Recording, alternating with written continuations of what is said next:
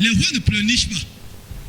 Mais ça va bien au roi de pleurnicher, on n'aime pas, le monde me déteste. Va bien un roi dit ça. Hein? Les rois font des décrets. Ce qu'ils disent s'accomplit. Dis à ton voisin, vis comme un roi. Quand tu vas, aussi longtemps tu vas intégrer la dimension royale de ta personne, les situations vont te perturber.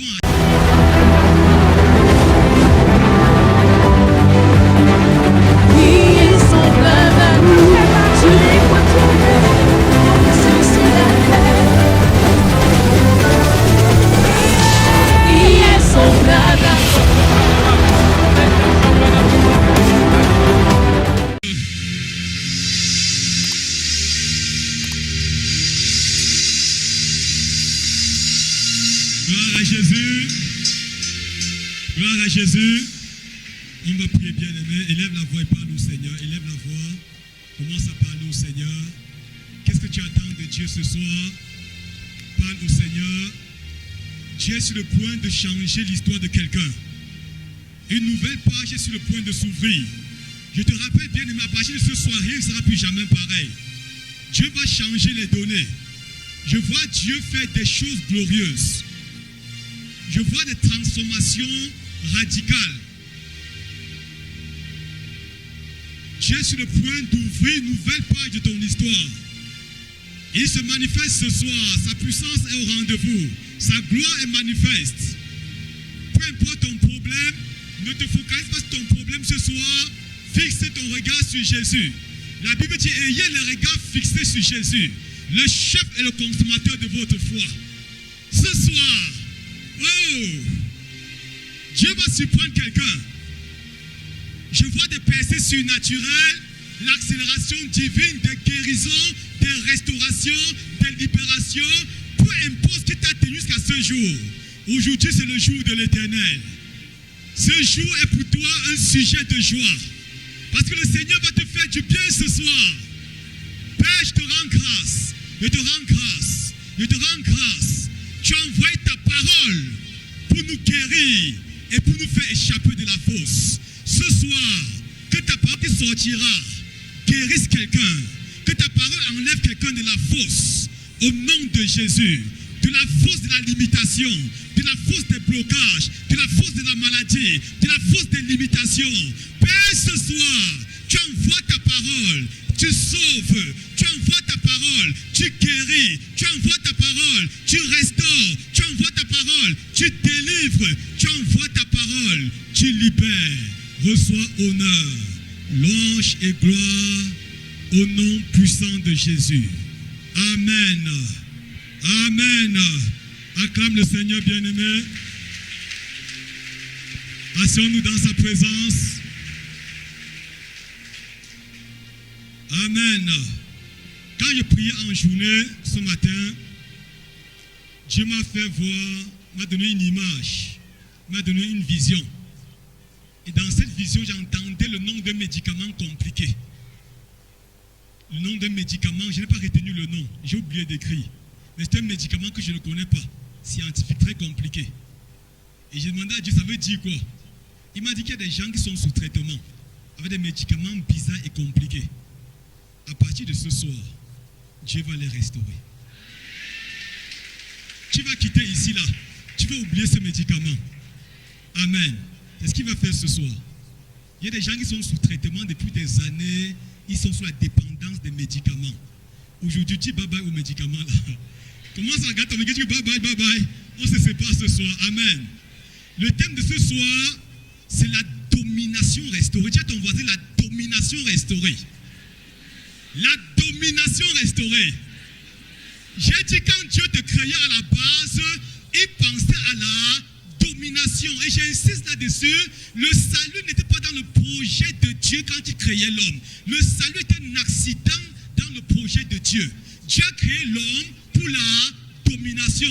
C'est parce que l'homme a échoué que Dieu a envisagé le plan de la rédemption, le salut. Dieu te crée là-bas pour que tu domines. Amen. Quand vous lisez la Bible à Genèse chapitre 3, verset 15, immédiatement, après avoir transgressé le commandement de Dieu, quand l'homme passé à côté du but de Dieu. Quand l'homme a donné la clé de la domination à Satan, quand Dieu vient dans le jardin d'Éden, il s'est adressé à Satan, au serpent. Il a dit quoi? Je mettrai l'inimitié entre toi et la femme. Entre ta postérité et sa postérité, celle-ci t'écrasera la tête et tu lui blesseras le talon. Dieu a donné la première prophétie biblique. Satan venait de séduire l'homme. Satan avait reçu, récupéré la clé de la domination. Satan disait à partir de maintenant, je vais dominer. Et qu'est-ce que Dieu dit à Satan? Il dit, je mettrai l'inimitié entre toi et l'homme. Entre ta postérité et sa postérité, celle-ci t'écrasera la tête et tu lui blesseras le talon. Nous savons tous que Jésus vient de Ève, n'est-ce pas? La postérité de la femme envoie à qui? La femme, c'est Ève. Sa postérité envoie à Jésus. Et nous sommes en Christ. Donc, qu'est-ce que Dieu disait? Il prophétisait. Il y a une race de personnes qui viendront. Des gens qui sont nés de Christ. Qu'est-ce qu'ils vont faire? Ils vont t'écraser. Ils vont récupérer la domination. À la croix de Gethsemane à Golgotha, Satan a blessé le talon de Jésus. Avec les insultes, le rejet, le mépris, les tortures, les crachats, la crucifixion, la couronne d'épines, Satan faisait comment? Il blessait comme ça le talon de Jésus. Mais à la croix, Jésus lui a donné un coup fatal. C'est pourquoi ce soir, tout ce qui est de Satan dans ta vie va disparaître.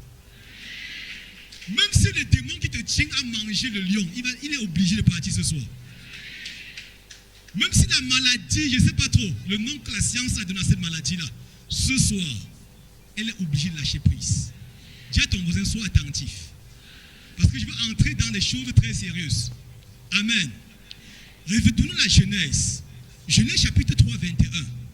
Quand Dieu a donné la prophétie, on appelle ça le proto-évangile, donc l'évangile qui a commencé dans la Genèse. Dieu commençait à prêcher. Il disait ce qui va venir. Il parlait de Jésus qui viendra. Maintenant, au verset 21 du même passage, on dit l'Éternel fit à l'homme et à la femme des vêtements de peau et les en revêtit. Donc la première victime, c'était qui? Un animal. Dieu a pris un animal, il a déchiré sa peau. Il veut dire en passant qu'au début, les hommes ne mangeaient pas les animaux. Les hommes commençaient à manger les animaux à Genèse chapitre 9, après le déluge. Donc au commencement, c'est après le déluge que les animaux et autres. Donc les hommes vivaient avec les animaux et autres. Donc Dieu a pris un animal, il a déchiré sa peau, n'est-ce pas? Le sang a coulé. Le sang symbolise quoi? La vie. Donc un animal a donné sa vie pour l'homme. Le sang qui a coulé était quoi? L'expiation. C'est quoi dans l'Ancien Testament, on le voit presque partout. L'expiation est établie comme une norme en Israël. Le mot expiation vient du mot hébreu, kippourim ou kafar, et renvoie à l'idée de couvrir un péché. Vous voyez que dans l'Ancien Testament, chaque fois qu'un homme avait péché, il devait apporter une offrande, un sacrifice qui est équivalent à son péché. Vous pouvez voir de tourterelles, de taureaux, de boucs et autres. Donc, il y a des péchés, les sacrifices correspondaient aux dimensions de péché. Et quand on sacrifie l'animal, le sang de l'animal faisait comment? Couvrait ton péché. Dieu avait institué ça pourquoi? Parce que Dieu aimait l'homme et la justice de Dieu exigeait qu'à cause du péché, que le pécheur périsse, qu'il meure. Mais par amour, Dieu a choisi de faire qu'un animal meure pour le péché de l'homme. Quand Dieu dit,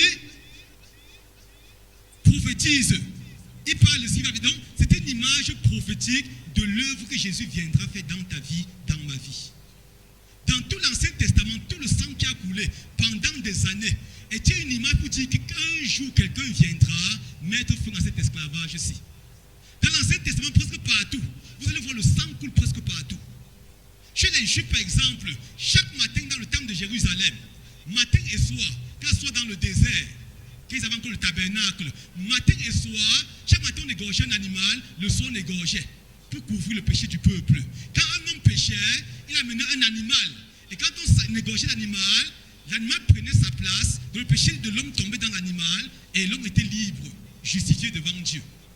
Et ils ont fait pendant des centaines et des centaines d'années. Et à chaque fin d'année, il y avait un jour appelé le grand jour du sacrifice. Le grand jour. Ce grand jour-là, qu'est-ce qui se passait? Le souverain sacrificateur venait lui-même. Il sacrifiait un taureau pour ses propres péchés. Lui se lavait d'abord premier, mais il se lavait très bien. Il sacrifiait ensuite un taureau pour ses propres péchés. Ensuite, prenait 2 boucs. Il tirait au sort. Le premier bouc était récupéré, était amené, on égorgeait le premier bouc, et on amenait le sang où? Dans le Saint des Saints. Au niveau de la table de propitiation, à côté des tablettes de la loi, on aspergeait le sang sur les tables de la loi pour dire à Dieu, nous savons que nous avons transgressé cette loi-ci. Au cours de l'année, on a fait beaucoup de sacrifices. Même quand on a fait beaucoup de sacrifices, il y a des péchés qu'on a oubliés. Donc même si on a oublié un péché, pardon, que le sang qui coule ici là vient effacer ça. Donc si la loi nous condamne, que la loi ne nous condamne plus. Donc on sacrifie pour dire à Dieu que le sang qui coule ici couvre les péchés qu'on a oubliés. Et on prenait le deuxième taureau. On mettait la main sur lui. Le souverain sacrificateur mettait la main sur sa tête. Le souverain sacrificateur représentait le peuple. Il déclarait des paroles. Il transmettait le péché du peuple dans l'animal. Et ensuite, on envoyait l'animal au désert. Il y avait quelqu'un qui était chargé de fouetter l'animal. Que l'animal partait très loin. Et quand l'animal descendait, le peuple montait. On peut comprendre le psaume 103.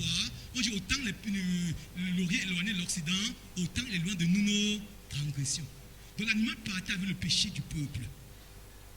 Et ça a été comme pendant des années. Pendant des années. Pendant des années. Et un jour, comme tous les autres jours, il y a un monsieur qu'on appelait Jean-Baptiste. Il baptisait au Jourdain comme d'habitude. Un matin comme tous les matins. Le soleil s'est levé ce jour à l'est comme d'habitude. Il a vu un jeune homme venir, pas comme les autres jeunes hommes. Le gars marchait un style. Jean-Baptiste a regardé. Il dit certainement, le voilà. Il a dit, voici l'agneau de Dieu qui ôte le péché du monde. Donc, depuis des années, les péchés étaient couverts en attendant que ce jeune homme s'y vienne. Jean a dit ça le premier jour, il n'a pas bien compris. Le deuxième jour, il a encore vu Jésus. Il a dit, ne le voyez pas comme ça, avec sa chevelure genre là. Ça, c'est l'agneau de Dieu qui ôte. Pour dire qu'il vient désormais, les péchés qu'on couvrait tout le temps, il vient faire comment? Les ôter. Remarquez dans le passage, il ne dit pas l'agneau de Dieu qui ôte les péchés, mais le péché. Il ne vient pas ôter les péchés, mais le péché. Donc Jésus vient ôter le péché qui est la nature adamique en l'homme. La nature pécheresse, la nature satanique. Quand Satan a péché, Satan va communiquer sa nature. C'est la nature du péché. Or Jésus ne vient pas toucher les péchés, il touche la source, la racine. Parce que c'est le péché qui produit les péchés. Les péchés, fornication, mensonge, vol, tout ce sont les conséquences du péché. Donc Jésus vient faire comment? Ôter la source. Pour que tu deviennes une race juste. Quelqu'un justifié devant Dieu. Amen. Donc Jésus est venu premièrement comme l'agneau de Dieu. Et par sa mort à la croix, il a définitivement ôté le péché de l'humanité. Dans l'Ancien Testament, quand le souverain sacrificateur partait faire le sacrifice, qu'est-ce qu'il faisait? Quand il entrait dans le Saint des Saints, pendant toutes les heures de sacrifice, il était debout. Il était debout, il travaillait pendant des heures. Et quand il entrait dans le Saint des Saints, on attachait une corde à son pied. On mettait des amulettes. Parce que s'il faisait ce qu'il ne va pas, Dieu le frappait, il mourrait. Et s'il mourait, personne ne pouvait entrer dans le Saint des Saints. Parce que dans l'Ancien Testament, il y avait le pavillon, le lieu saint, le Saint des Saints. Entre le Saint des Saints et le lieu saint, il y avait un grand voile. Le grand voile symbolisait le peuple séparé de Dieu et de l'autre côté, le trône de Dieu, Dieu qui est séparé des hommes. Donc il entrait, on estimait qu'il entrait dans la présence de Dieu. Et s'il faisait ce qui ne va pas, Dieu peut le frapper. Et si Dieu le frappait, il mourrait. Personne n'était habilité à entrer dans le Saint des Saints, l'enlever. Donc il faisait même qu'on le tire. Donc on attachait une corde sur son pied. N'est-ce pas? Et pendant toutes les heures du sacrifice, qu'est-ce qu'il faisait? Il était seulement debout. Debout. Et la position de debout voulait dire que ce que je suis en train de faire comme ça, l'année prochaine, les jours qui viennent, je reviendrai faire la même chose. Maintenant, la Bible dit que Jésus, notre souverain sacrificateur, est venu. Il est entré une fois pour toutes dans le lieu saint. Non avec le sang des boucs et des taureaux, mais avec son propre.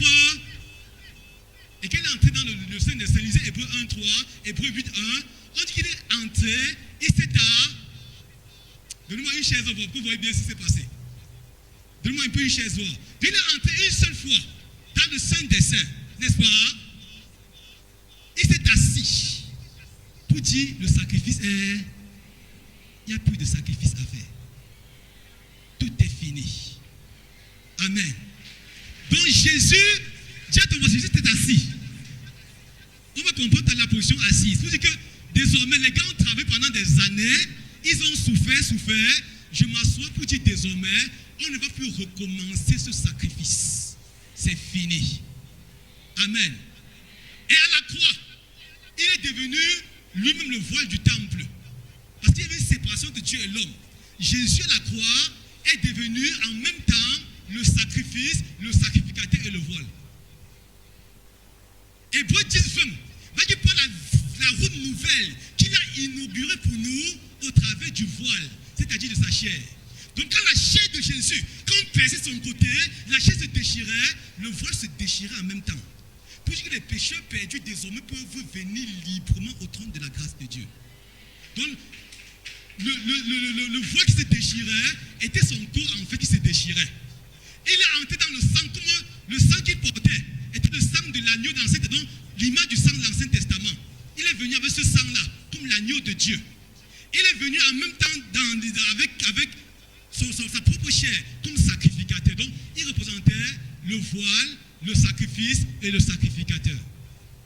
Et quand on dit qu'est-ce qui va se passer, il a crié, il a poussé un cri fatal, qui était l'accomplissement de toutes les prophéties de l'Ancien Testament. Parce que les gens avaient dit, les Amos ont parlé, les Isaïe ont parlé, tous les prophètes ont dit que quelqu'un viendra un jour. Et Isaïe a pris le temps de décrire. Les gens ont décrit. Depuis Genèse chapitre 3, verset 15, Dieu avait dit des choses.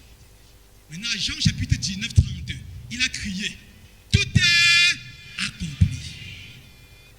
Le mot tout est accompli, il a dit c'est un langage qu'on comprend très bien. C'est un gros français, pour que les gens ne comprennent pas bien. Il est le langage du quartier. Quand je dis peut-être à Bafsam que c'est Njo, qui ne me comprend pas. Quand tu passes au marché, on dit que c'est Njo, tout Camerounais normal comprend, n'est-ce pas? Donc je vais utiliser un truc comme ça pour qu'on comprenne bien. Il a dit en hébreu, en grec, tetelestai. Tetelestai. Ça veut dire c'est parfaitement achevé. C'est parfaitement complet. C'est pas ça que ça se dit. D'ailleurs, le langage français est limité pour dire ce qu'il a fait. C'est achevé, c'est parfait, c'est complet. Ce sera toujours complet. Ce sera toujours parfait. Il n'y a plus rien à ajouter à cette œuvre-ci. Et à l'époque, quand Jésus disait ça, les gens pouvaient bien le comprendre. Tous les gens qui vivaient dans son temps pouvaient bien comprendre. Parce que c'est le langage qu'on utilisait partout dans la société. Partout à l'époque-là. L'histoire de l'époque nous dit, dans le premier siècle de l'Église, dans toutes les transactions, on utilisait le mot tételestai. Les commerçants utilisaient ce mot. Les artistes utilisaient ce mot. Les soldats utilisaient ce mot. Les généraux de l'armée utilisaient ce mot. D'autres transactions commerciales, qui avaient des transactions qu'on vendait au marché. Quand un soldat avait acheté sa marchandise, peut-être ses moutons, il a acheté, il a classé de côté. Quand quelqu'un voulait toucher, qu'est-ce qu'il disait? Tetelestai. Puisque désormais, ces chevaux que tu vois là, cette marchandise m'appartient désormais. Et quand Jésus dit tetelestai, qu'est-ce qu'il voulait dire? Parce qu'à cause du péché en Éden, nous étions tous esclaves du péché. Parce qu'on était esclaves du péché, Satan nous oppressait, nous ténébreux. Satan est le père du péché. Il nous oppressait par la maladie, les oppressions démoniaques. Quand Jésus dit tetelestai, c'est pour dire désormais, je les ai achetés. Personne n'a plus le droit de les oppresser. Donc, il a dit, tu es désormais sa marchandise. Tu es sa propriété. Amen. La même chose pour chez les serviteurs. Quand un esclave travaillait, qui voulait dire à son maître, j'ai fini le travail que tu m'as donné. Donc quand le maître disait, nettoie la maison, lave le sol, fais ceci, fais cela, les esclaves travaillaient, le serviteur travaillait. Quand il avait fini le travail, qu'est-ce qu'il venait dire à son maître? Il s'était devant son maître, il se dit, tetelestai. Pour dire, j'ai fini l'œuvre que tu m'as donné de faire. Et c'est ce que Jésus a fait exactement. Dieu est venu dire au Père, tu m'as donné un travail sur la terre. Tellement de prophéties à mon sujet. Mais je viens te dire que je viens de finir tout ce grand travail. Il avait dit à Luc chapitre 10, 19, 10, n'est-ce pas, que le Fils de l'homme est venu chercher ce qui était perdu. Pendant son séjour, il a cherché. Quand il était testé, il vous dit que j'ai enfin fini ce travail. ils sont désormais à moi. Amen. Tételestai était également utilisé par les peintres. Quand un artiste faisait la peinture, décorait, quand il avait fini, il peint, il regarde, il observe, il se met à distance, il regarde, est-ce que c'est beau, est-ce que c'est bien? Quand il sent que c'est dans la paix, qu'est-ce qu'il dit? Tételestai. Pour Dieu ne peut plus rien ajouter à cette image-ci. Si on met encore une couleur, on va gâter l'image. Et Jésus, en tant qu'artiste, il a été l'artiste quand il était à la croix. Parce qu'il venait de commencer le Genèse chapitre 3, 15 et toutes les prophéties, toutes les images dans l'Ancien Testament. Il venait dire, je viens de finir le tableau. On ne peut plus rien ajouter à l'œuvre que je fais. Amen. Quand un soldat allait en guerre, quand il avait vaincu l'armée étrangère, n'est-ce pas? Quand on avait remporté la victoire, pour montrer qu'on a gagné, qu'est-ce qu'on disait? Tételestai. Pour dire que l'ennemi est vaincu. Il est vaincu. Et Colossiens chapitre 2 va dire quoi? 14, 15. Il a effacé l'acte dont les ordonnances nous condamnaient et qui subsistait contre nous. Il les a annulés à l'art. Et il a dépouillé les dominations et les autorités. Il les a livrés publiquement en spectacle, en triomphant d'elle par la croix. Je voulais dire que je viens de finir avec Satan et les démons. Donc Satan est dans ton corps de manière illégale. Les démons qui apportent la maladie sont là de manière illégale parce que Jésus a réglé leur compte. Hébreux chapitre 2, verset 14. Puisque les enfants participent au sang de la chair, il, Jésus, a également participé afin que par sa mort, il anéantisse celui qui a la puissance de la mort. Et qu'il délivra tous ceux qui par crainte de la mort étaient toute leur vie retenus à la servitude. Donc Jésus a participé. Il s'est humanisé pour participer à notre condition. Et en tant que Dieu fait homme, il a dépouillé, il a détruit tout ce qui retenait les hommes, empêché les hommes de manifester la domination divine. Est-ce qu'on est ensemble? Donc si tu as encore un problème dans ton corps bizarre, c'est les démons, c'est tout ça, c'est là de manière illégale. Satan a sur ta vie le pouvoir que tu lui as donné par ton ignorance. Satan, c'est le roi des ignorants. Quand on te dit, achète un livre, cherche à avoir la connaissance, lis la Bible, tu ne lis pas, Satan va toujours régner sur ta vie. Il se tient son ignorance pour te contrôler, pour te tenir, pour te presser. Amen. Mais Jésus dit quoi? L'œuvre est achevée. Et il nous a délivrés. Il a fait de nous un nouveau peuple. Et maintenant, quiconque reconnaît que c'est pour lui que Jésus a accompli toutes ces choses-là, change directement de royaume. Amen. Parce que tu veux savoir aussi la solution, mais tu ne prends pas la solution, tu ne prends pas ça au sérieux. Et ça n'agit pas sur toi. Tu peux t'alléguer, tu parles de l'œuvre de Jésus, mais tu n'es pas conscient, tu n'as pas encore intégré cette vérité-là, ça n'a pas d'effet sur toi.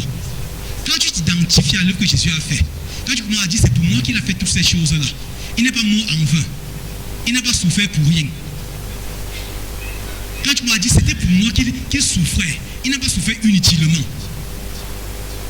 Tu acceptes cette œuvre-là, aussi illogique et irrationnelle qu'elle paraît, tu l'acceptes. Cette œuvre va devenir réelle dans ta vie. Amen. Donc Jésus a achevé l'œuvre. J'ai échangé avec une jeune fille, ça fait quelque temps. J'étais dans une famille, j'ai vu plusieurs personnes comme ça. C'était dans une famille. Ils me disaient qu'ils avaient un problème très sérieux dans leur famille. Ils sont partis rencontrer un exorciste. Il leur a dit que pour mettre fin à la malédiction là, aux problèmes qu'ils ont dans la famille, qu'on achète ils ont acheté un animal. C'était une chèvre. Et on devait égorger la chèvre. J'ai dit que lui il est hors programme. Qu'on va dire à ton exorciste qu'il est hors programme. On comprend ça, hein? Il n'y a plus aucun sacrifice à faire. J'ai dit qu'il va lui dire que c'est moi qui dis ça, qu'il est hors programme. Le monsieur me dit que non, on a acheté le sacrifice parce qu'il avait tellement de problèmes. C'est une famille qu'on m'a confiée à Yaoundé. J'arrive là-bas, mais je dis, pasteur, on a trop souffert. L'exorciste est venu ici, il a même tué un animal. Ça n'a pas toujours marché. Et que lui, il est hors sujet, il est hors programme. On ne peut plus, il n'y a plus de sacrifice à faire. Dis à ton voisin, dis-lui ça à haute voix, qu'il n'y a plus de sacrifice à faire. Quand tu continues à jeter la poule, n'est-ce pas? À partir de jeter la poule, tu as de dire à Jésus que ton sacrifice là, c'est pas vraiment suffisant. Mais la poule, c'est là pour quand même faire quelque chose. Donc tu insultes cette œuvre-là. Et Dieu ne supporte pas ça. le plus grand don, le don suprême de Dieu, c'est Jésus. Et quand tu viens faire un autre sacrifice qui peut remplacer, substituer Jésus, tu attristes Dieu et tu attires les démons dans ta vie. Tous ces sacrifices qu'on fait, on verse le sang, vous attirez les démons avec ces sacrifices-là. Parce que les démons sont conscients. Le monde des ténèbres est conscient qu'il y a un jour, un sang parfait à couler pour effacer tous nos péchés. Retenez que c'est bien aimé. Dans l'Ancien Testament, quand on amenait l'agneau au sacrifice, quand on partait sacrifier l'agneau, qu'est-ce qu'on faisait? Première chose, on cherchait un agneau sans tache, un agneau qui n'a pas de défaut. Et on le chérissait, on faisait tout pour qu'il ne soit pas blessé, pour qu'il n'y ait pas de malformation, pour qu'il ne soit pas torturé. Parce que si l'animal avait un petit déboîtement ou bien une petite blessure, son sang devait couvrir le péché. Donc on se rassure que l'animal est bien. Et pendant tout le temps qu'on l'amenait au sacrifice, on le chérissait. On ne voulait pas qu'il se blesse. Et une fois qu'il était maintenant sur l'autel, on l'égorgeait calmement, n'est-ce pas? Maintenant, Jésus est venu comme l'agneau de Dieu. L'agneau parfait, parce qu'il y a un sang parfait pour ôter le péché de toute l'humanité. Amen. Maintenant, au lieu d'amener Jésus simplement à la croix, comme l'agneau de l'Ancien Testament, au lieu de l'arrêter sa main, on dit que non, s'il te plaît, laisse-moi rien te faire. On l'amène à la croix, on dit que monte ici là, on le crucifie. On n'a pas fait ça avec Jésus. On a commencé à le torturer depuis Gethsémané. On a commencé à le gifler. Après, on a commencé à donner des coups de poing. On l'a mené au prétoire romain. On l'a tellement flagellé. On l'a blessé. Normalement, on devait l'amener calmement comme l'agneau de l'Ancien Testament.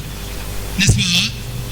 Mais on a pris le temps de torturer Jésus, le malmener, cracher sur lui, insulter, tourmenter psychologiquement, physiquement, émotionnellement. On a demandé torturer, mais à Golgotha, il était fatigué.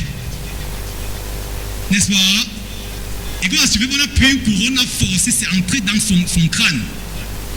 Le sang a coulé. Alors on a crucifié enfin. Maintenant, pourquoi est-ce qu'on torturait Jésus? Regardez. Parce que Jésus est allé au-delà de ce que faisait l'agneau de l'Ancien Testament. L'agneau de l'Ancien Testament, quand il mourait, la seule chose qu'il apportait, c'était quoi? Le pardon des péchés. Or, Jésus n'a pas seulement apporté le pardon des péchés, il est allé au-delà. Amen. Donc la mort de Jésus sans souffrance devait sauver l'humanité. Mais il a fallu que Jésus souffre pour une deuxième dimension, pour la guérison. Quand on lit Isaïe 53, on dit cependant, ce sont nos souffrances qu'il a portées. C'est de notre douleur qui s'est chargée. Et nous l'avons pensé comme pour une frappé, Dieu est humilié. Mais il était blessé pour nos ennemis. Le châtiment qui nous donne la paix est tombé sur lui. C'est pas ses blessures. Parce qu'il n'était pas blessé, on devait être guéri. Donc la mort de Jésus sans blessure devait être sauvé. Tu devais être sauvé. Mais tu dois attendre au ciel pour vivre une vie heureuse. Donc tu es culpabilisé.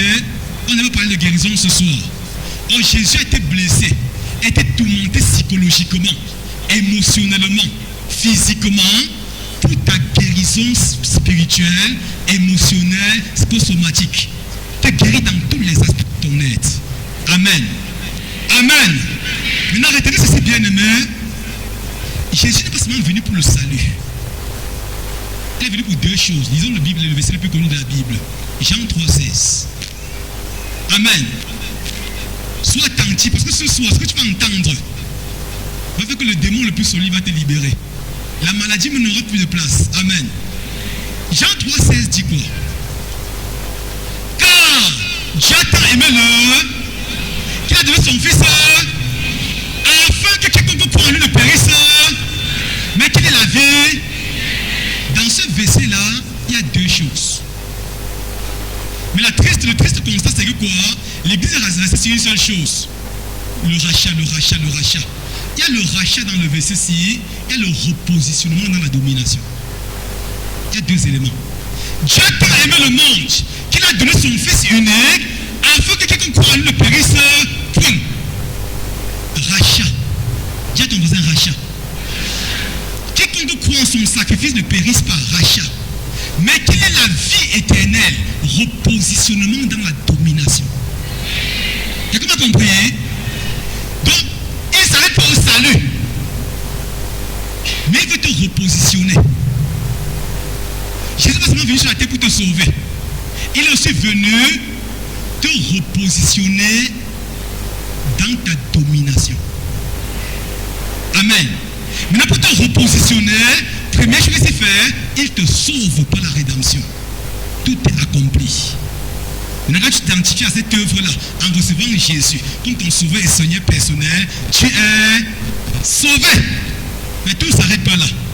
Si on s'arrête là, tu dis que la terre s'est encombrée. Tu risques de dire, oh Seigneur, reviens vite, je vais vite mourir. Mais tu as laissé sur la terre pour que tu fasses venir le ciel sur la terre. Amen. Dans la religion bien-aimée, les gens veulent vite aller au ciel. Mais dans la foi chrétienne authentique, on fait venir le ciel sur la terre. Est-ce qu'on est ensemble? C'est l'idée, la mentalité religieuse qui veut seulement qu'on monte au ciel vite. Jésus t'a laissé sur la terre. Tu n'as pas besoin de faire les prières pour aller au ciel. Le moment convenant, il va t'appeler. N'est-ce pas? Mais pas la peine de dire Seigneur, enlève-moi, reviens bientôt. Pas la peine. Parce que le moment, il va venir sans même te dire. Il te surprendra. Mais il t'a laissé sur la terre pour un seul but. Que son règne ouvre au ciel. Que sa volonté soit faite sur la terre. Dieu veut qu'en te voyant, les gens aient une image de ce qui se passera au ciel. Jésus ne t'a pas sauvé pour que tu viennes organiser ces programmes des obsèques. Il y a des chrétiens qui sont tout comme si Jésus avait sauvé pour qu'ils viennent pleurer son deuil. N'est-ce pas? Ils sont en train de pleurer. Oh, pasteur, c'est faux, c'est dur. Oh, la terre. Oh, le monde est méchant. Dieu te moissonne le cantique des victimes. Il t'a pas sauvé. Jésus n'a pas besoin de gagner son deuil. Il t'a sauvé pour vivre le genre de vie divine sur la terre. Que tu manifestes le règne. Amen. C'est quoi le deuxième aspect? C'est quoi? Le repositionnement dans la domination. Donc on va toucher le deuxième aspect de notre enseignement, le repositionnement. Pour nous repositionner, qu'est-ce qui s'est passé? Jésus, quand Adam a péché, Adam en Éden représentait tout le genre humain. Tous les hommes étaient contenus en Adam. Toute sa progéniture était en lui. J'étais en lui, j'étais en lui. Les gens qui viendront 1000 ans plus tard étaient en Adam, en Éden. Jésus aussi est venu comme le second Adam, n'est-ce pas? Donc quand Adam en Éden est mort, nous sommes morts avec lui. On a vu ça hier. Qui a pris la domination? Nous avons perdu la domination avec lui. Maintenant Jésus vient comme second Adam. En tant que second Adam, il représentait également une race de personnes. Ce qu'il t'a pris en lui m'a pris en lui. Quand on le crachait sur lui, nous étions en lui. On crachait sur nous en lui. Quand on l'insultait, on t'insultait, on m'insultait en lui. Quand il montait à la croix, nous étions en lui. Quand il était crucifié, il était crucifié avec nous. Quand il est entré au tombeau, il est entré au tombeau avec nous. Il n'est pas resté dans le tombeau, n'est-ce pas? Il est ressuscité. Donc la première dimension de la marche de la domination, c'est quoi? C'est fait que nous soyons ressuscités ensemble avec Jésus. Et nous a ressuscités avec lui. Amen. La résurrection est la preuve de la victoire totale de Jésus sur Satan. La résurrection est comme le cachet que Dieu met sur l'œuvre de la croix pour dire que cette œuvre est parfaite. La résurrection est le fondement de la marche chrétienne et de la vie dans la domination. Amen. Tout le monde n'oublie pas Éphésiens chapitre 1. Éphésiens 1. J'aime ce passage-là. Dis à ton voisin, sois attentif. Quand on lit Éphésiens 1, c'est Paul qui parle. Il parle du mystère qui nous concerne. Il parle de Jésus. Avec nous en lui. Verset 20, Éphésiens 1, 20. Il dit Dieu l'a déployé en Christ. À l'instant des morts, c'est ça dans votre Bible. À l'instant des morts. Et en le faisant asseoir à sa droite. Dans les lieux au-dessus de toute domination, de toute autorité, de toute puissance, de toute dignité, de tout nom qui se peut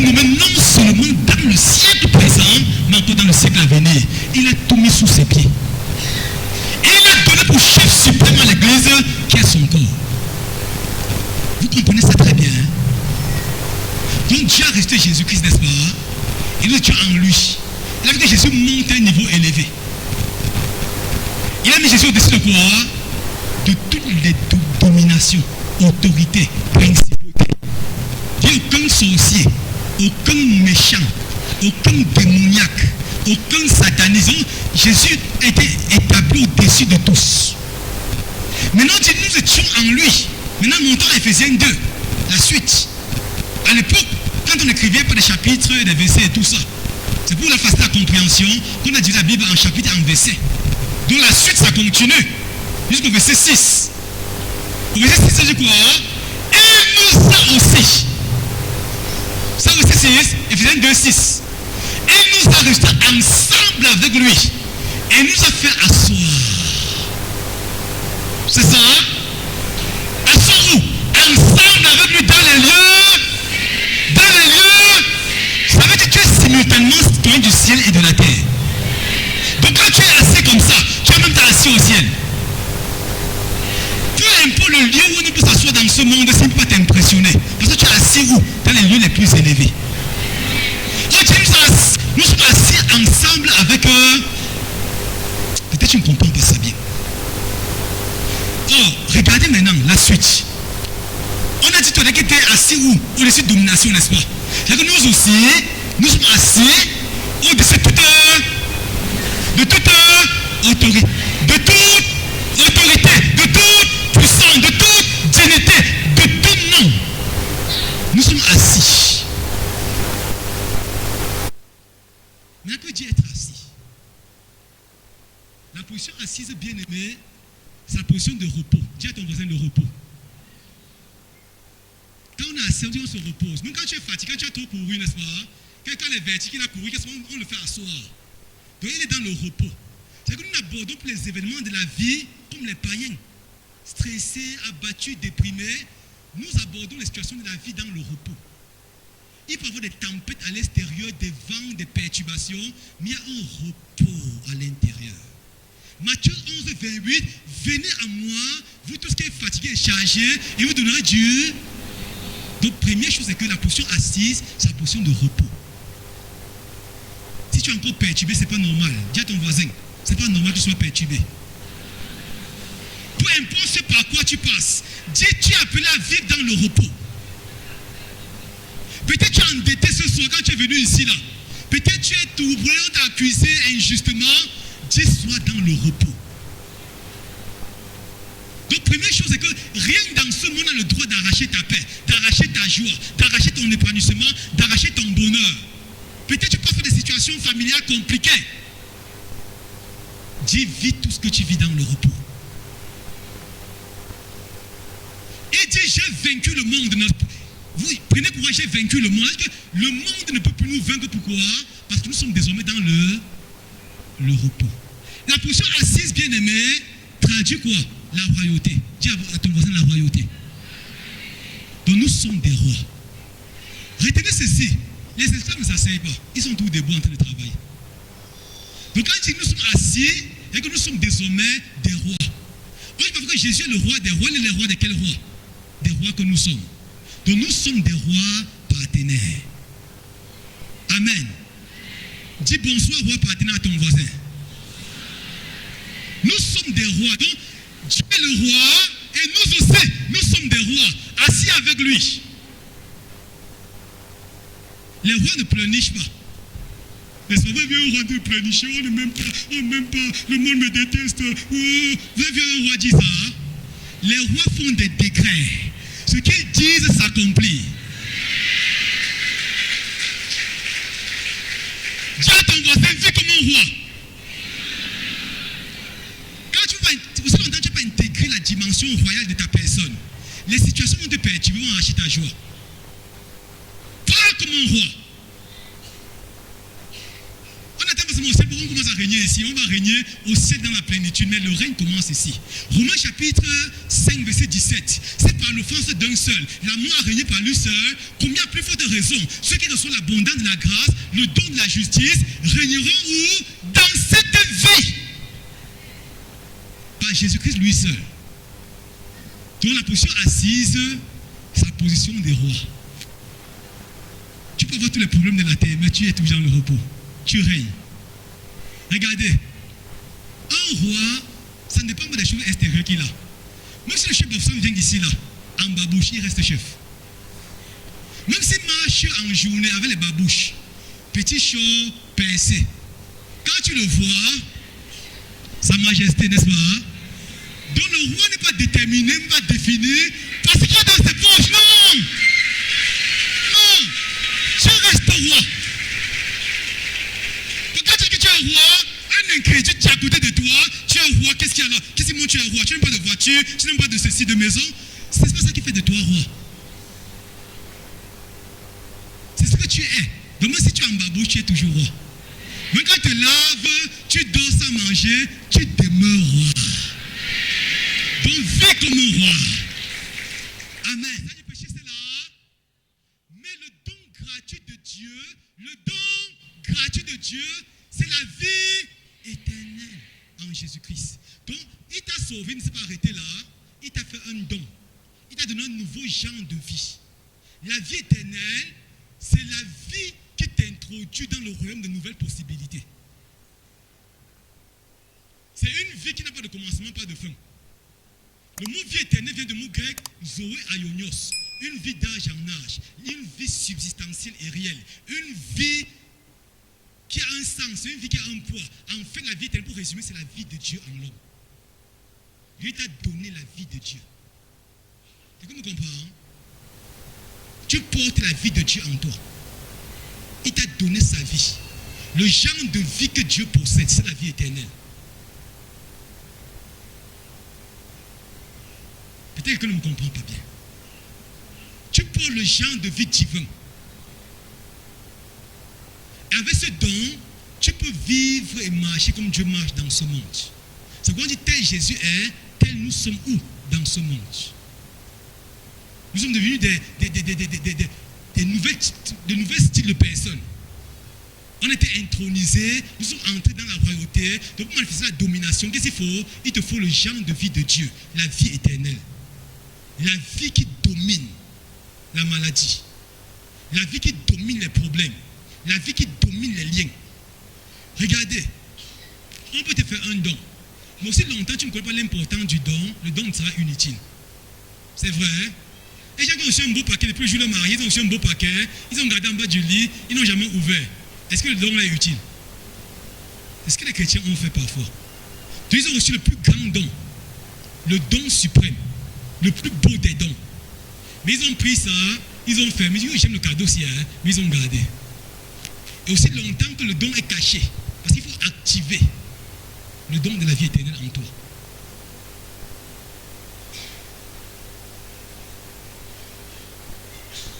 Est-ce qu'on est ensemble? Est-ce que tu ne perds pas ton temps ce soir? Donc tu peux recevoir le plus grand des dons, mais tu n'actives pas ce don. Tu n'es pas conscient de ce don. Les sorciers sont conscients du pouvoir négatif et néfaste que Satan leur a donné. C'est vrai.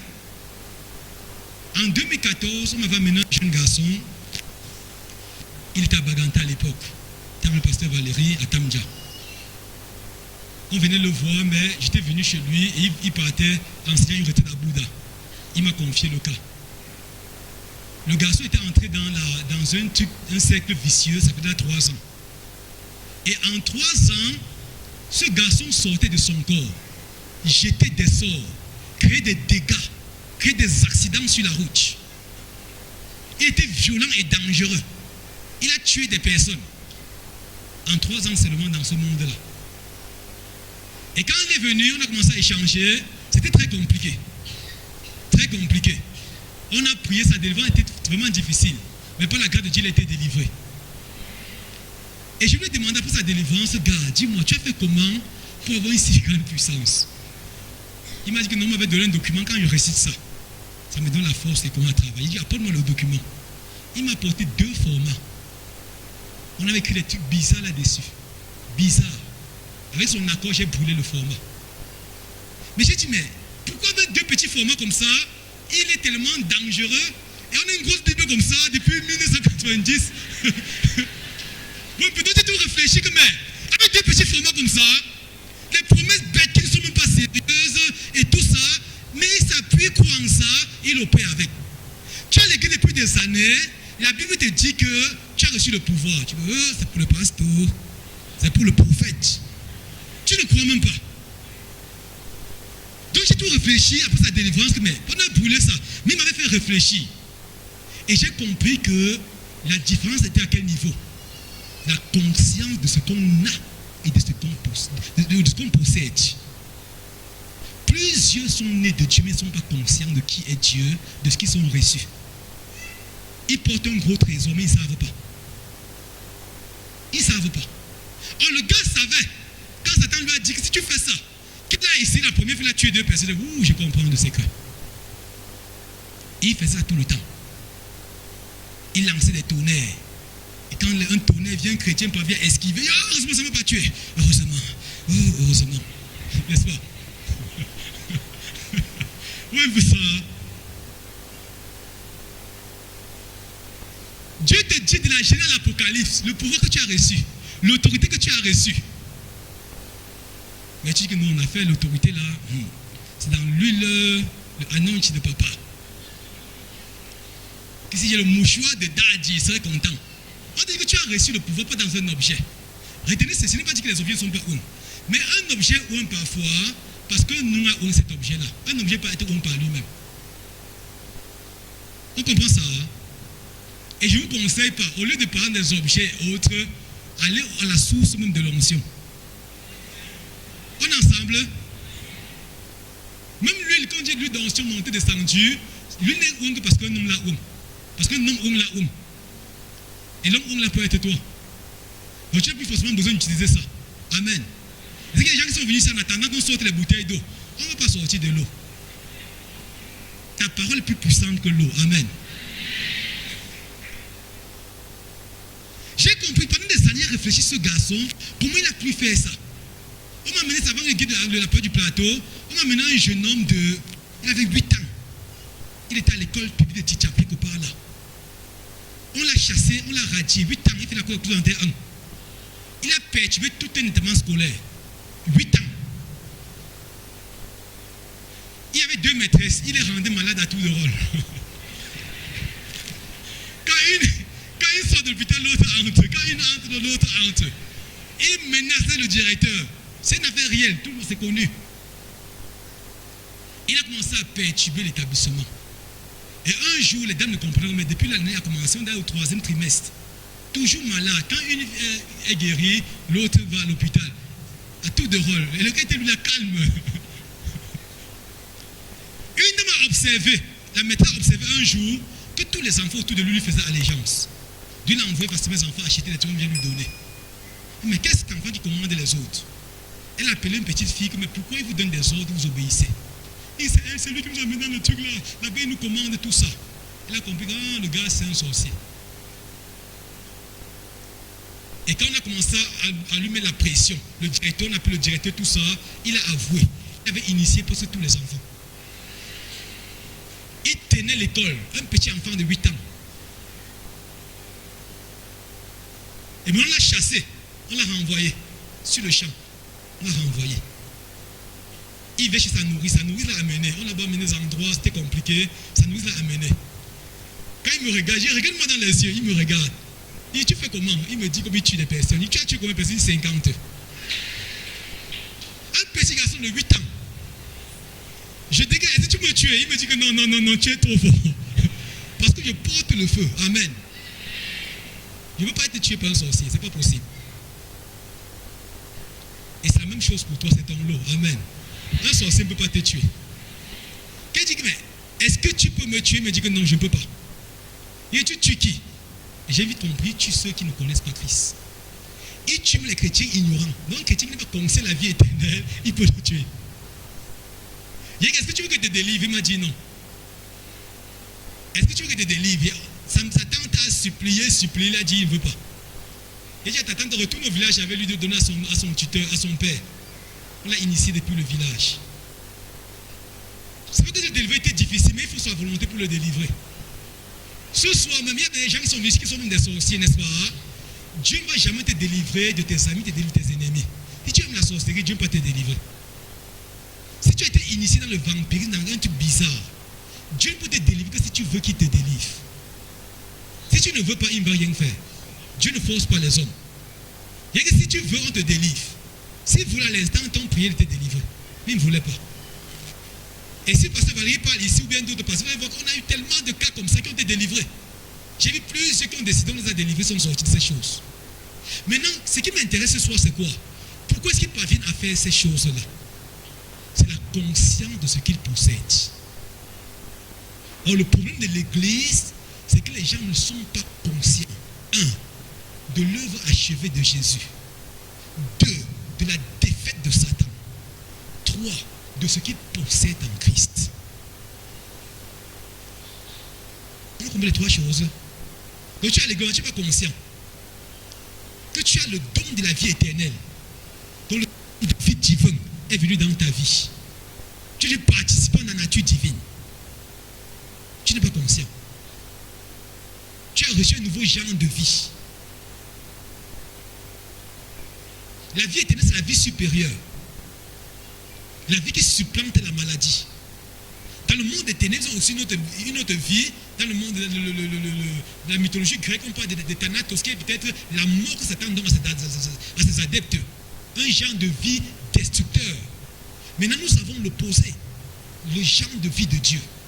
Et j'ai constaté au fil des années que Satan a un royaume parallèle au royaume de Dieu. Et Satan fait la photocopie, la contrefaçon. Tout ce que Dieu dit, Satan ne crée pas une nouvelle Bible, il fait seulement l'inverse. Quand Dieu dit allez faire des nations des disciples, lui aussi tu as ses disciples, allez faire des... Mais les agents de Satan sont plus dangereux sur le terrain que les agents de Dieu. C'est vrai, hein? Quand un sorcier a une entreprise, il veut que chaque personne entre à ta loge pour être recruté. Mais quand tu es chrétien, si tous les gens ne sont pas chrétiens, tu t'en fous. Donc tu n'es même pas conscient que c'est une affaire de royaume. Les sorciers sont capables de prendre leur argent, de subventionner des choses bizarres pour pervertir la jeunesse. Mais tu es chrétien, on parle d'argent, tu te fâches. On dit maintenant, payons, on va louer la salle pour faire la conférence. Tu vas le passer comme le phobie. Comme ça, un sorcier, dans le monde des ténèbres, peut acheter même le stade pour que Satan soit glorifié. Mais ils sont plus conscients que ceux de la lumière. Donc les fils des ténèbres sont plus conscients de la dimension du royaume que les enfants de la lumière. Quand les gens subventionnent les films pornographiques, les gens prennent les petits enfants, voyagent avec eux au net ces jours-ci là, les filles de 15 ans, 14 ans, on leur donne 250 000, 500 000, on couche avec elles. Ils sont prêts à donner tout pour voler le potentiel des enfants et établir le règne de Satan. Maintenant tu es chrétien, tu dis Seigneur bénis-moi, Dieu te bénit pourquoi quand tu ne sais à rien dans le royaume.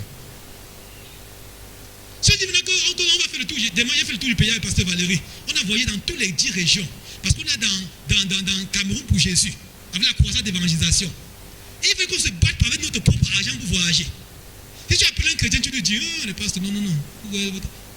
Oh, les satanistes sont capables de subventionner. Ils sont conscients du royaume des ténèbres. Mais les chrétiens ne sont pas conscients du royaume de Dieu.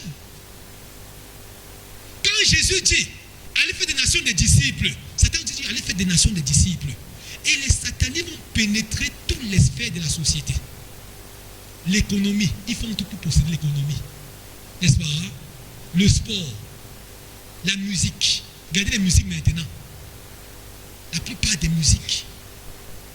Vous allez peut-être sur Facebook, sur YouTube. La plupart des musiques, les messages subliminaux, Satan travaille à ça. Mais comment les chrétiens sont conscients du royaume? Chacun se bat seulement pour être béni et c'est fini, n'est-ce pas? La conscience du royaume. Le problème est que le petit jeune homme là, j'ai compris ces questions de conscience. Parce qu'il est conscient, il est utile dans ce royaume-là. Si tu n'es pas conscient de le royaume de Dieu, tu peux être utile entre les mains de Dieu. Dieu t'a donné la vie éternelle pour que tu vives dans la conscience du royaume. Tu comprends que ton travail, ta bénédiction, ta famille ne sont que des moyens pour faire venir le règne de Dieu sur la terre. Tu vis pourquoi au juste? Pour le règne. Et maintenant, tout ce que Dieu veut te donner, c'est pour établir ce règne-là. Ça marche dans la domination. Quand tu vis pour attirer le royaume de Dieu. Quand après ton départ de la terre, les gens continuent à s'inspirer de toi pour ne pas jeter l'éponge, pour continuer à suivre Jésus. Plusieurs chrétiens pensent que Dieu a mis la terre pour qu'ils aient des enfants, après ils ont béni, une petite maison, une petite voiture. Avec une bénédiction, ça c'est pour la bénédiction bien-aimée. La bénédiction est plus que ça. Amen. Donc ce soir, Jésus a dit peuvent avoir la conscience du royaume. Dieu t'a donné la vie éternelle, un genre de vie supérieure. Pour que tu pénètres de la société et que tu fasses venir son règne. Quand nous prenons que ton règne vienne. Le règne de Dieu vient quand les enfants de Dieu prennent conscience qu'ils sont dans une bataille et commencent à utiliser leur argent, leur temps, leur énergie, tout ce qu'ils ont pour attirer ce règne-là. Amen. Et quand tu as des travaux pour le royaume de Dieu, il est impossible que la maladie, les problèmes, les difficultés, les démons t'empêchent. Quand tu vas travailler à vivre pour le royaume, tout le ciel, les anges, les chérubins, les séraphins, les archanges sont mobilisés pour te protéger. On comprend ça? On envoie peut-être un ambassadeur américain au Cameroun. Qu'est-ce qu'on fait? On veille sa sécurité, n'est-ce pas? Mais si l'ambassadeur maintenant est tellement dans les boîtes de nuit en train de blaguer, ça devient compliqué. Mais qu'il est dans sa mission diplomatique, il y a toute une armée autour de lui. Et l'armée de Dieu fonctionne autour de toi quand tu es conscient de ce pourquoi tu es sur la terre. Amen. Un autre élément que Dieu te donne pour manifester la domination, c'est quoi? C'est qu'il fait de toi participant de la nature divine. Dis à ton voisin, je suis participant de la nature divine. 2 Pierre 1, versets 3 et 4. Comme sa divine puissance nous a donné tout ce qui contribue à la vie et à la piété, au moins de la connaissance, afin que par elle, nous devenions participants de la nature divine, en fuyant la corruption qui existe dans le monde par la convoitise. Donc le type intérieur, c'est participant. Dieu t'a donné la vie éternelle, et la vie éternelle a fait de toi un participant de la nature divine. Participant vient du mot grec koinonos, qui veut dire être uni, être joint, être un associé. Nous sommes des associés du genre divin. En d'autres termes, Jésus s'est humanisé pour nous diviniser. Comment comprenez? Il s'est fait homme pour que je sois comme Dieu. Pour que je manifeste la divinité. Donc nous sommes joints à lui. Nous sommes les participants du genre divin. Est-ce que tu as pris conscience de ça, bien-aimé? Quel sorcier peut te tuer quand tu sais que tu es participant de la nature divine? Comme disait 2 Corinthiens chapitre 6, verset 17. Il est celui qui s'attache au Seigneur devient avec lui un seul esprit. Donc nous sommes attachés, comme mélangés. C'est pourquoi tel Christ est tel nous sommes dans ce monde.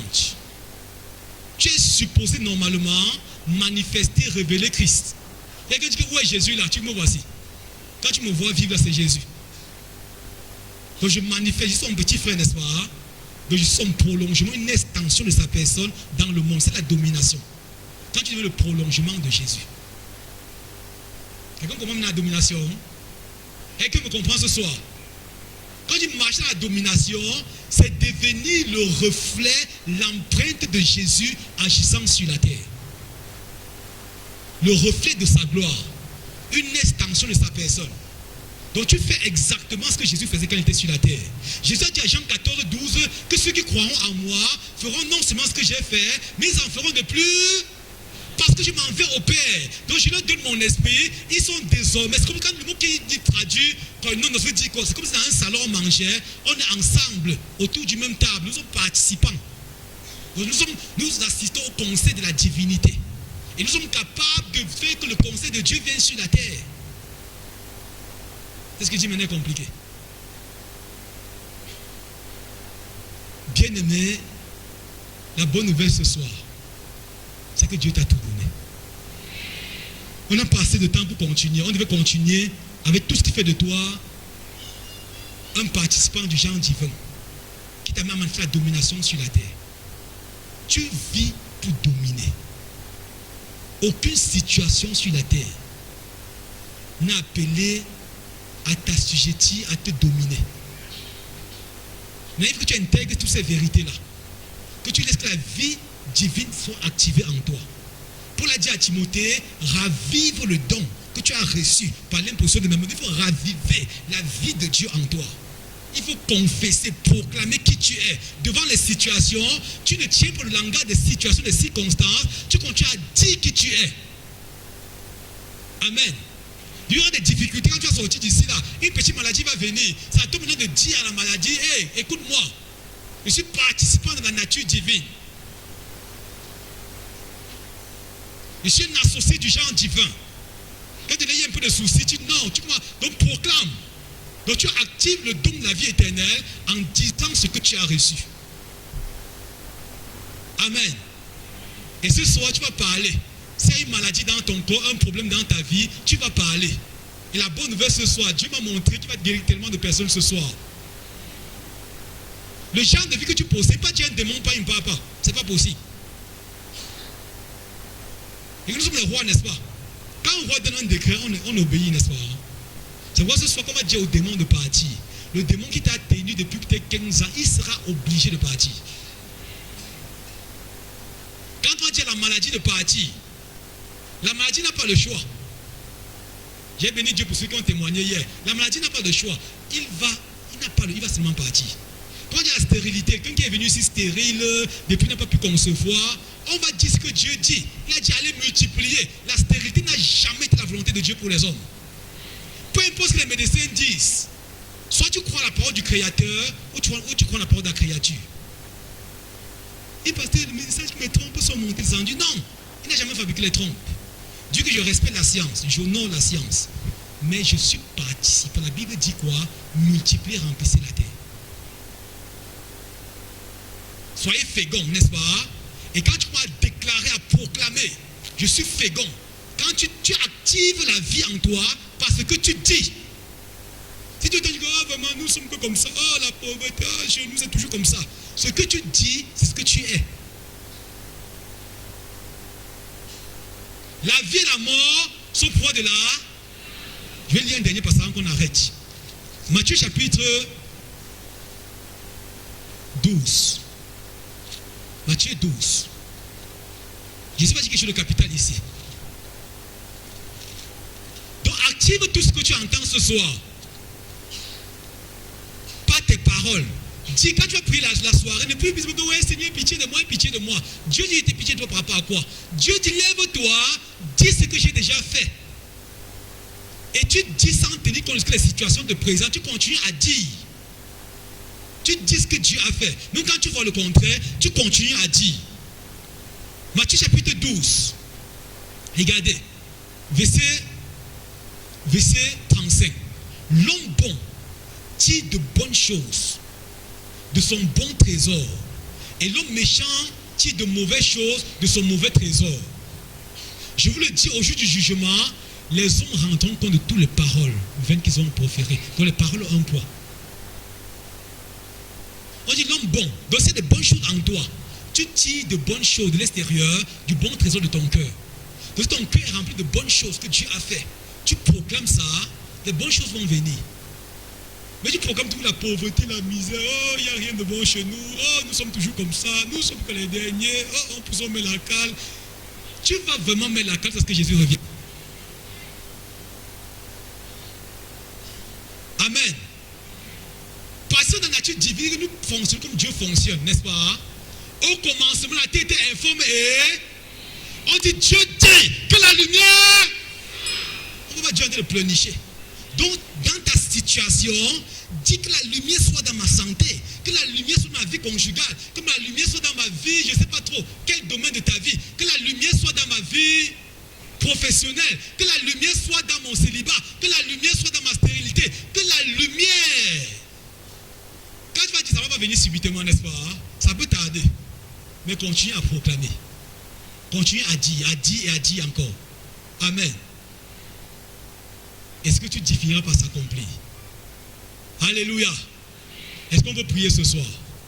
Donc tu vas ouvrir ta bouche ce soir, tu vas dire ce que Dieu dit à ton sujet. Tu existes pour dominer. Il t'a racheté, il t'a repositionné pour un seul but, dominer. Amen. Je ne serai jamais dominé. Amen. Tiens-toi tes deux pour moi, dis que je suis né pour dominer. Je